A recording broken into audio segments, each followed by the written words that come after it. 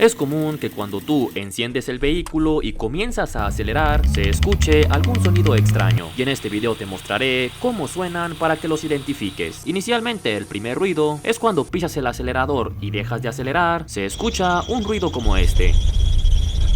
Esto es causado por el patinamiento de la banda. Puede que esté floja y sucede mayormente cuando se tienen las luces encendidas, el radio o el aire acondicionado, que es por ejemplo cuando el alternador causa más retención y necesita más fuerza de giro. Es ahí cuando comienza a patinar y se puede quedar patinando. El segundo ruido es cuando tú aceleras constantemente, se escucha un ruido como este.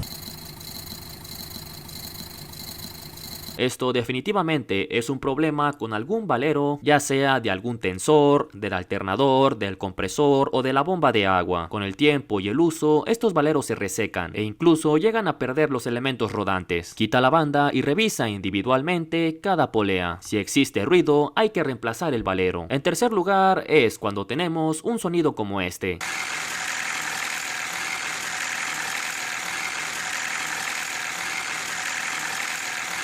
Esto podría ser debido a la cadena de distribución. Esta contiene tensores accionados por un resorte. En ocasiones se desgastan por la fricción o por algún detalle se desacomodan de su ubicación, derivando a que la cadena esté floja y cause este ruido por el rozamiento con las paredes externas del motor. Es muy importante que, si sucede esto, lo arregles lo más pronto posible, porque si no se atiende, la cadena se puede saltar de dientes o salir de su lugar, provocando que se dañe todo el motor. Los pistones podrían golpear las válvulas y enchuecarlas. Ahora, el siguiente sonido es cuando tú estás medianamente revolucionando el vehículo a unas 3000 o 5000 revoluciones y escuchas como una succión de aire.